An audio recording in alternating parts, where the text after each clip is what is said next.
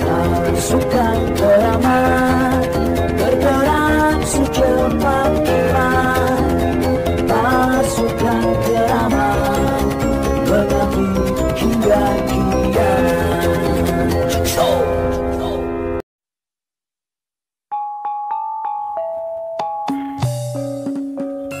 Bismillahirrahmanirrahim. Assalamualaikum warahmatullahi wabarakatuh. Om Swastiastu, Namo Buddhaya, dan salam kebajikan. Apa kabar pemirsa?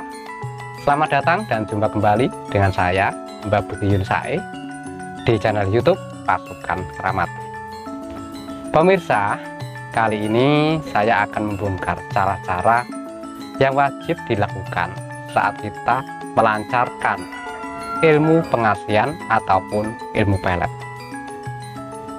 Video penjelasan ini saya buat karena tidak sedikit dari pemirsa yang merasa punya ilmu pengasihan atau ilmu pelet, atau mungkin azimah atau jimat-jimat pengasihan, tetapi setiap kali memfungsikannya selalu endingnya gagal. Kegagalan-kegagalan yang Anda peroleh ya, itu bukan karena mantra atau doa atau ilmu Anda tidak ampuh, atau benda-benda azimat Anda tidak ada fungsinya.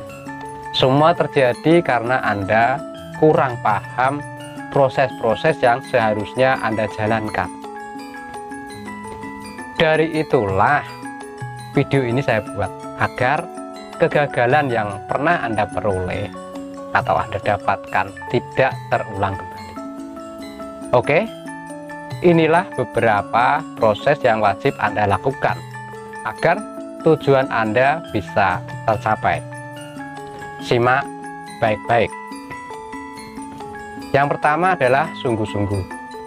Kalau Anda punya tujuan sesuatu, harus Anda jalankan dengan sungguh-sungguh, terutama dalam menjalankan proses, dari proses spiritual, dalam memfungsikan doa, juga yang sangat penting yaitu proses usaha-usaha Anda dalam pendekatan pada target atau sasaran. Yang kedua ya, jalankan doa, meditasi atau teknik-teknik spiritual yang diajarkan di perguruan Anda untuk membuka cakra kewibawaan atau pengasihan pada diri Anda, serta untuk mempengaruhi sukma sasaran atau target Anda. Lakukan proses ritual atau doa di waktu-waktu tertentu yang menurut nenek moyang dahulu, waktu tersebut adalah waktu terbukanya pintu-pintu alam gaib, yaitu di waktu tengah malam atau sidem kayon, waktu subuh, waktu siang antara jam 12 sampai jam 1, dan waktu maghrib. Lakukan proses merapal doa atau mewirid doa atau dengan cara yang diajarkan perguruan Anda ya, dengan disertai menyebut nama sasaran di waktu-waktu tersebut. Yang ketiga, tunjukkan percaya diri Anda, tunjukkan pesona karismatik Anda di depan target Anda. Bisa melalui ucapan yang sopan dan baik, bisa melalui sering memperhatikan target dengan sering memberi pertolongan atau bantuan, bisa juga melalui skill individu Anda atau menunjukkan kemampuan Anda di depan target. Berusahalah menjadi sosok yang dewasa agar target merasa Anda pantas dijadikan pelindungnya dan merasa nyaman saat bersama Anda. Lakukan ketiga hal tersebut terus-menerus sampai sasaran Anda jatuh hati dan cinta pada Anda. Memang tak bisa dipungkiri bahwa alam sadar orang yang Anda tuju pasti mementingkan materi atau harta. Namun, percaya atau tidak bahwa di alam pikiran bawah sadar sasaran Anda lebih membutuhkan sosok yang bisa dijadikan teman baik dan pelindung baginya dibanding materi atau harta. Ilmu pengasihan maupun ilmu pelet itu prosesnya sama, cuma targetnya yang beda. Jenis ilmu pengasihan biasanya itu ditujukan untuk umum, karena di dalam keilmuan tersebut ya tidak dijelaskan secara khusus doanya untuk satu orang, dan biasanya ada keterangan bisa untuk satu orang, bisa untuk umum. Jadi ilmu pengasihan lebih banyak memfungsikan mengolah cakra atau aura diri. Bisa dilihat di mantra yang Anda punya ya. Di situ permohonan pasti ada di akhir doa, bukan di sela-sela doa. Dan pengasihan biasanya butuh proses yang lama untuk mengenai sasaran. Sangat lambat, tidak secepat ilmu pelet.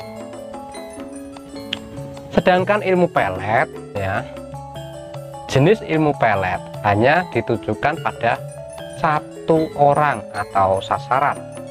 Biasanya mengenai target itu lebih cepat. Proses yang dijalankan ilmu pelet dan pengasihan rata-rata sama seperti yang saya jelaskan tadi. Cuma doa atau mantranya dibuat secara khusus dan bisa dilihat di sela-sela doa. Biasanya itu disisipkan keterangan untuk nama atau target yang dituju.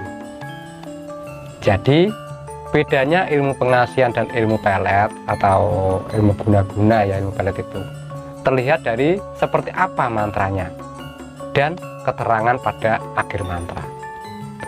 Ada satu cara tambahan supaya ilmu pengasihan dan pelet lebih cepat mengenai target atau sasaran. Caranya selain Anda membacakan mantra melalui sugesti atau meditasi atau cara yang diajarkan di perguruan Anda usahakan bacakan mantra lewat makanan atau minuman yang nantinya bisa diminum atau dimakan target. Lakukan hal ini karena hanya dengan cara ini target Anda akan cepat terkena dampak ilmu yang Anda masukkan atau tujukan pada target Anda. Kunci dari ilmu pelet maupun pengasihan, Anda harus bisa melepaskan sukma Anda untuk mempengaruhi pikiran alam bawah sadarnya. Caranya dengan sering mencuri perhatian padanya ya, agar pikiran dia dipenuhi bayangan Anda, dan Anda harus bisa mengambil sukmanya dan menguncinya pada Anda dengan teknik seperti cara-cara tadi. Dengan cara tersebut ilmu pelet dan pengasihan bisa berfungsi.